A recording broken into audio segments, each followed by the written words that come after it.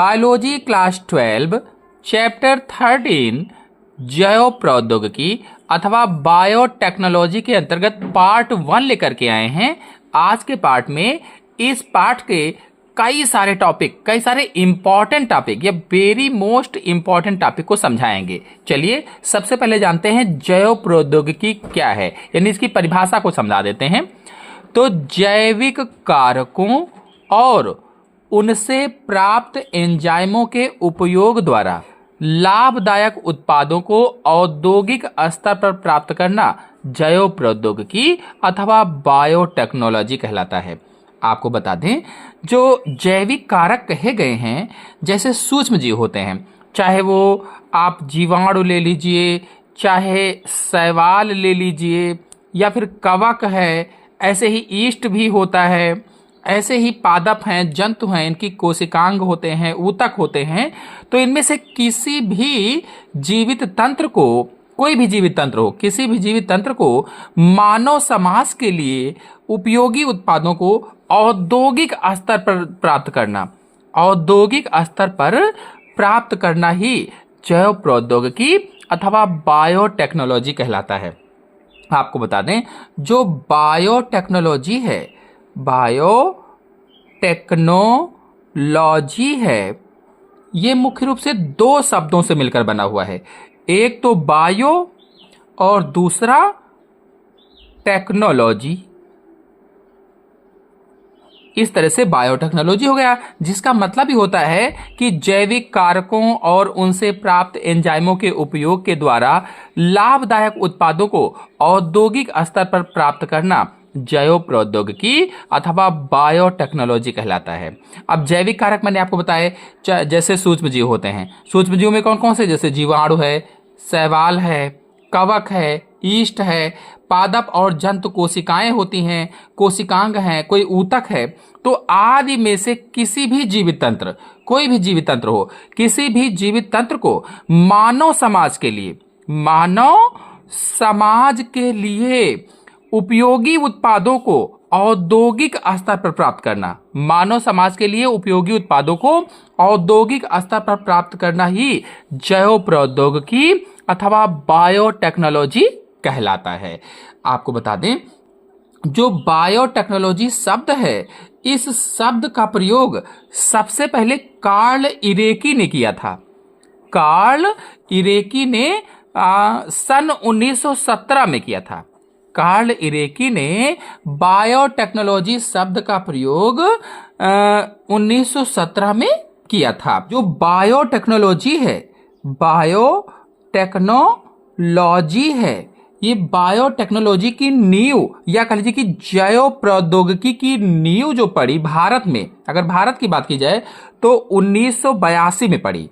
भारत में बायोटेक्नोलॉजी या जैव प्रौद्योगिकी की नींव सन 1982 में पड़ी, और तभी उसी समय विज्ञान व तकनीकी विभाग तैयार किया गया था।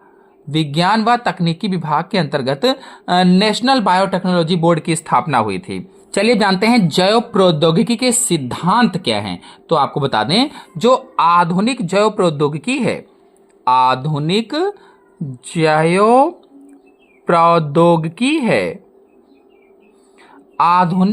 प्रौद्योगिकी के विकास में दो प्रमुख तकनीकें हैं, दो प्रमुख तकनीकों का योगदान है। कौन कौन से दो प्रमुख हैं? तो पहला है आनुवंशिक इंजीनियरिंग, ये पहला है, यानी अंग्रेजी में कहें तो जेनेटिक इंजीनियरिंग, जेनेटिक इंजीनियरिंग, चाहे आनुवंशिक इंजीनियरिंग कहो, चाहे जेनेटिक इंजीनियरिंग कहो। अब इसकी परिभाषा भी बहुत अच्छी तरीके से आपको समझाएंगे। और दूसरा कौन सा है? रासायनिक इंजीनियरिंग। तो जो जैव प्रौद्योगिकी के सिद्धांत हैं, प्रिंसिपल ऑफ बायोटेक्नोलॉजी है, मुख्य रूप से दो तकनीकों का इसमें योगदान है। एक तो जेनेटिक इंजीनियरिंग और दूसरा क्या है? Chemical engineering. पहला जेनेटिक इंजीनियरिंग यानी आनुवांशिक इंजीनियरिंग और दूसरा रासायनिक इंजीनियरिंग।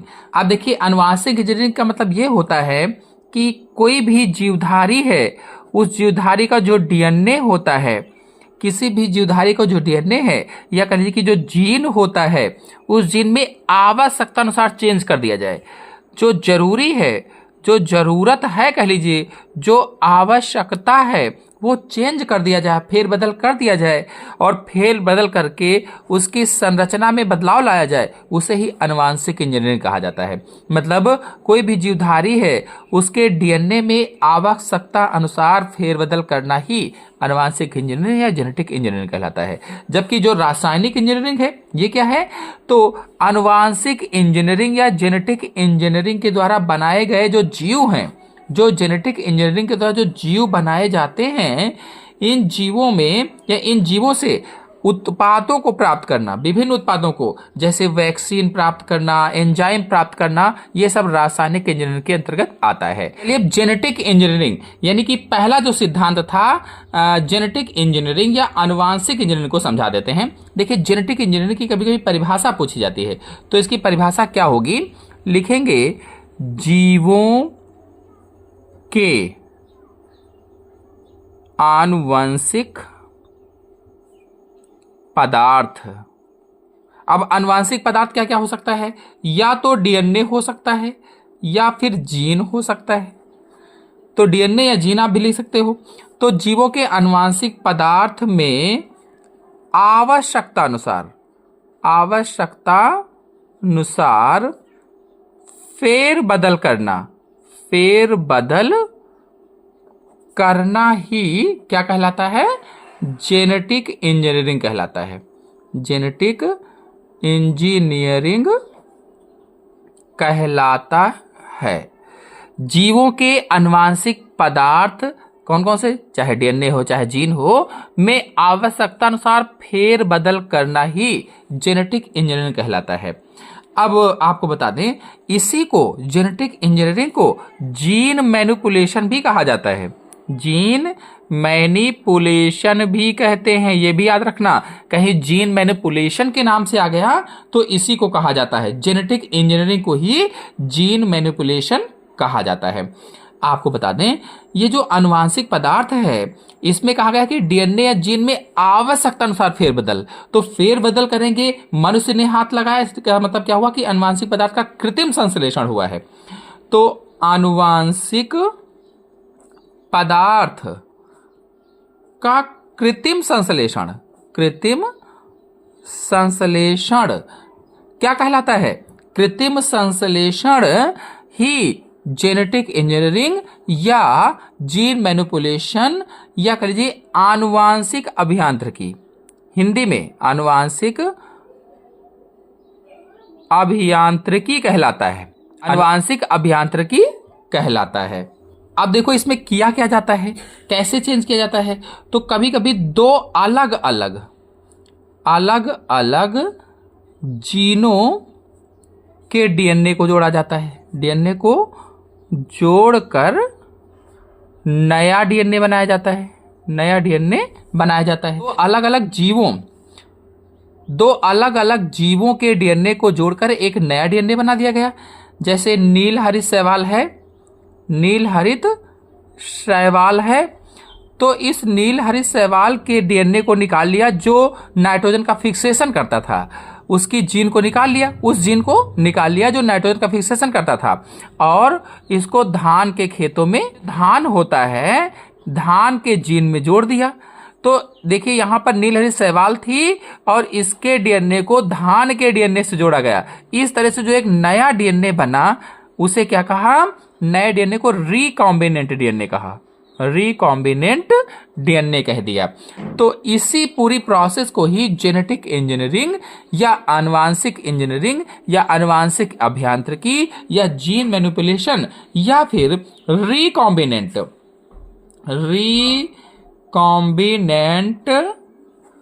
डीएनए तकनीक भी कहा जाता है। डीएनए तकनीकी भी कहते हैं, रिकॉम्बिनेंट डीएनए तकनीकी भी इसी को ही कहा जाता है, या ये जो डीएनए बना इसे रिकॉम्बिनेंट डीएनए भी कहा जाता है। और ये जो जुड़ने की प्रक्रिया है इसे रिकॉम्बिनेशन या पुनर्योगज कहा जाता है। तो उसी के आधार पर इसको पुनर्योगज डीएनए तकनीक भी कह सकते हैं। तो कुल मिलाकर के चाहे रिकॉम्बिनेंट डीएनए तकनीक पूछा जाए, चाहे आनुवांशिक अभियांत्रिकी पूछा जाए, चाहे जीन मैनिपुलेशन पूछा जाए, चाहे जेनेटिक इंजीनियरिंग, चाहे आनुवांशिक अभियांत्रिकी, सब एक ही बात होती है। चलिए अगले टॉपिक पर आते हैं। देखिए इस चैप्टर का मोस्ट इंपॉर्टेंट टॉपिक है प्रतिबंधन एंडोन्यूक्लियस एंजाइम, यानी रेस्ट्रिक्शन एंडोन्यूक्लियस एंजाइम। ये जो प्रतिबंधन एंडोन्यूक्लियस एंजाइम है, ये एंजाइम देखिए इसको हम चित्र के माध्यम से समझाते हैं। एक बैक्टीरिया है, मान लेते हैं ये बैक्टीरिया है, और इस बैक्टीरिया में इसका एक खुद का डीएनए मटेरियल होता है जिसे बैक्टीरियल डीएनए कहा जाता है। हम सभी लोग जानते हैं जो बैक्टीरियोफेज वायरस होता है, ये बैक्टीरियोफेज वायरस बैक्टीरिया पर अटैक करता है, और जब ये अटैक करता है तो अपने डीएनए को बैक्टीरिया के अंदर डाल देता है और इसके बाद गुणन करता है, और गुणन करके कई सारे अपने जैसे बैक्टीरियोफेज बना लेता है, जिससे ये जो बैक्टीरिया की कोशिका है, जो जीवाणु कोशिका फट जाती है और इस तरह से कई सारे बैक्टीरियोफेज बन जाते हैं। ये क्या है? बैक्टीरियोफेज वायरस है। तो ये किसका डीएनए हुआ? वायरल डीएनए हुआ, क्योंकि वायरस का डीएनए है इसलिए वायरल डीएनए हो गया। ये बैक्टीरियल डीएनए तो ये वायरल डीएनए हो गया।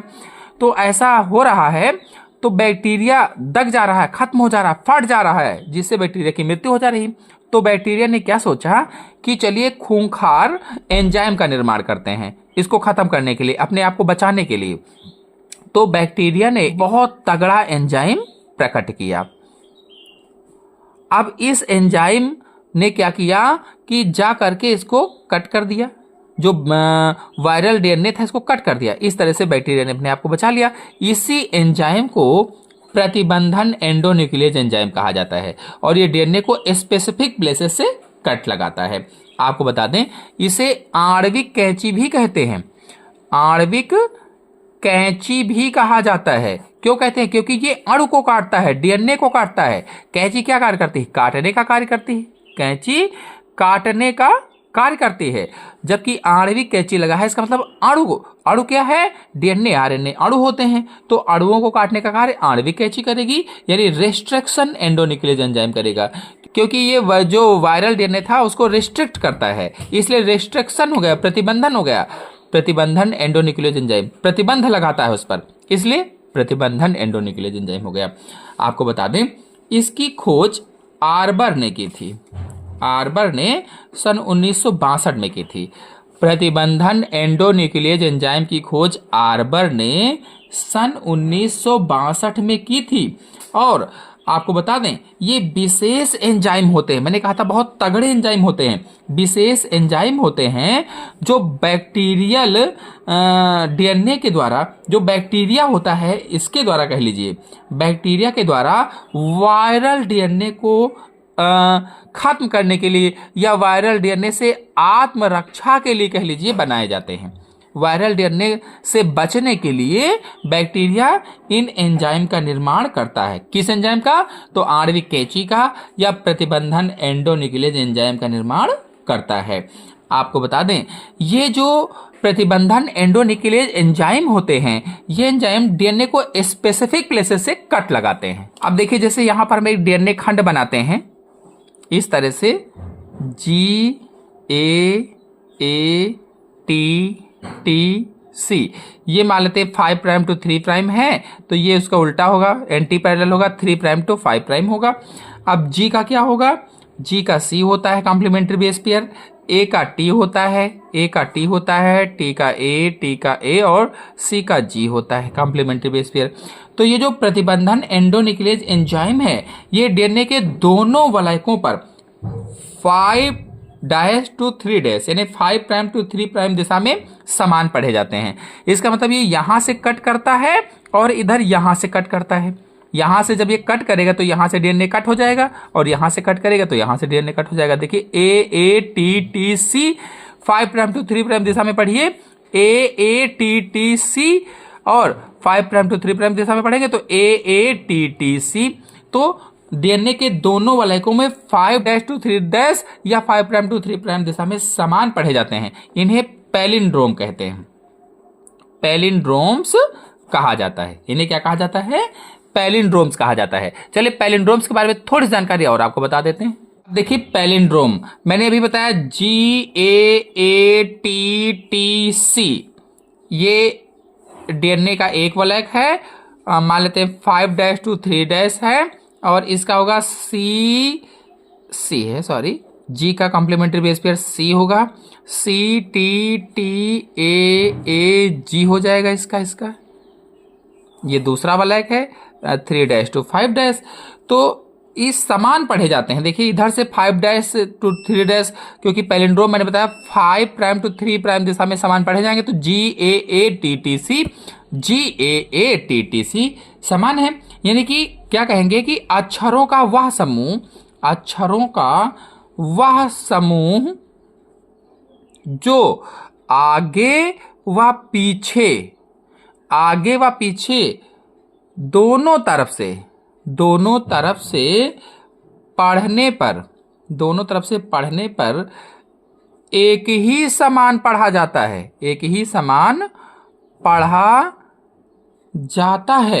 उसे क्या कहते हैं? उसे पैलिंड्रोम कहा जाता है। अक्षरों का वह समूह जो आगे व पीछे दोनों तरफ से पढ़ने पर समान पढ़े जाते हैं पैलिंड्रोम कहलाते हैं। जैसे नमन, चाहे आगे से पढ़ो चाहे पीछे से पढ़ो, ऐसे ही मलयालम है। अब अगर डीएनए की बात की जाए कि डीएनए में पैलिंड्रोम क्या होते हैं, तो जो डीएनए है, डीएनए में पैलिंड्रोम क्या है कि क्षारों के उस समूह को कहा जाता है, उस अनुक्रम को कहा जाता है, कह लीजिए उस अनुक्रम को कहा जाता है जो डीएनए की दोनों पॉलीन्यूक्लियोटाइड चेन, ये दोनों वलयक आप कह सकते हैं, दोनों पॉलीन्यूक्लियोटाइड चेन या श्रृंखला कह लीजिए चेन में 5' to 3' दिशा में पढ़ने पर एक समान पढ़े जाते हैं। यानी डीएनए में पैलिंड्रोम क्या होगा कि डीएनए में पैलिंड्रोम क्षारों के उस अनुक्रम को कहा जाता है, उस सीक्वेंस को कहा जाता है जो डीएनए की दोनों पॉलीन्यूक्लियोटाइड श्रृंखला में, दोनों पॉलीन्यूक्लियोटाइड चेन में 5' to 3' यानी 5' to 3' दिशा में पढ़ने पर एक समान पढ़े जाते हैं, पैलिंड्रोम कहलाते हैं। तो पैलिंड्रोम आप समझ गए होंगे। चलिए अब आणविक कैंची पर फिर से आते हैं। अब पैलिंड्रोम आपको अच्छी तरीके से समझ में आ गया होगा कि पैलिंड्रोम क्या होता है। आप कुछ रिस्ट्रिक्शन एंजाइम आपको बताते हैं और वो कहाँ से विदलन करते हैं ये भी बताते हैं, किन जीवों से प्राप्त होते हैं। जैसे ई कोर आई है तो ये एस्चेरेशिया कोलाई से प्राप्त होता है। ई कोर आई एस्चेरेशिया कोलाई नामक सूक्ष्म जीव से प्राप्त होता है। और इसी तरह से एक और होता है हीमोफाइलस इन्फ्लुएंजा से प्राप्त हिंद थर्ड है, ये हीमोफाइलस इन्फ्लुएंजा से प्राप्त होता है। हिंद थर्ड हीमोफाइलस इन्फ्लुएंजा से प्राप्त होता है। ऐसे ही और कई सारे रिस्ट्रिक्शन एंजाइम है, हमारे चैनल में वीडियो रिस्ट्रिक्शन एंजाइम पर पड़ा हुआ, आप लोग जाइए देखिए, समझ में आ जाएगा। चलिए अब बताते हैं इसको परीक्षा में कैसे लिखें कि अच्छे नंबर प्राप्त हों। कि जैव प्रौद्योगिकी के सिद्धांत एवं प्रक्रम चैप्टर 13 है। जैविक कारकों, उनके घटकों अथवा उनसे प्राप्त एंजाइमों के उपयोग द्वारा लाभदायक उत्पादों को औद्योगिक स्तर पर प्राप्त करना जैव प्रौद्योगिकी कहलाता है। जैव प्रौद्योगिकी अथवा बायोटेक्नोलॉजी शब्द को दो शब्दों से मिलाकर बनाया गया है, बायो प्लस टेक्नोलॉजी। बायोटेक्नोलॉजी शब्द का प्रयोग कार्ल एरेकी ने सन 1917 में किया था। और ये कुछ नोट्स मैंने लिखवाए थे। इसके बाद फिर भारत में जैव प्रौद्योगिकी, तो भारत में जैव प्रौद्योगिकी की नींव सन 1982 में पड़ी और तभी से विज्ञान व तकनीक विभाग के अंतर्गत नेशनल बायोटेक्नोलॉजी बोर्ड यानी एनबीटीबी की स्थापना हुई। सन 1986 में प्रौद्योगिकी विज्ञान की स्थापना हुई। सन 1988 में दिल्ली में इंटरनेशनल सेंटर फॉर जेनेटिक की स्थापना हुई, बायोटेक्नोलॉजी द्वारा की गई थी। अब हमारे देश में दिल्ली, लखनऊ और मैसूर, कोलकाता, झांसी आदि स्थानों में शोध संस्थान स्थापित किए गए हैं। और फिर जैव प्रौद्योगिकी की उपयोगिता को आप इस तरह से शॉर्ट ले लीजिए। के बाद फिर जेनेटिक इंजीनियरिंग की परिभाषा यहाँ जो मैंने भी आपको समझाई थी, इसको शॉर्ट ले लीजिए। इसके बाद प्रतिबंधन एंडोन्यूक्लियोज एंजाइम, इतना शॉर्ट लीजिए, आगे का दिखाते हैं आपको। इसके बाद प्रतिबंधन एंडोन्यूक्लियोज एंजाइम का शेष बचा हुआ भाग है, इसका शॉर्ट ले लीजिए। और इसके बाद प्रतिबंधन एंडोन्यूक्लियोज एंजाइम यानी आणविक कैंची का शेष बचा हुआ भाग ये है, इसका भी शॉर्ट ले लीजिए। बहुत ज्यादा इंपॉर्टेंट है प्रतिबंधन एंडोन्यूक्लियोज एंजाइम। फिर आगे दिखाते हैं आपको। फिर ये पैलिंड्रोम है, पैलिंड्रोम का शॉर्ट ले लीजिए। आशा है आपको आज का वीडियो पूरा अच्छी तरह समझ में आ गया होगा। समझ में आ गया हो तो वीडियो को लाइक कीजिए, अपने सभी दोस्तों में शेयर कीजिए। चैनल पहली बार आए हैं तो चैनल को सब्सक्राइब भी कर लीजिए। धन्यवाद।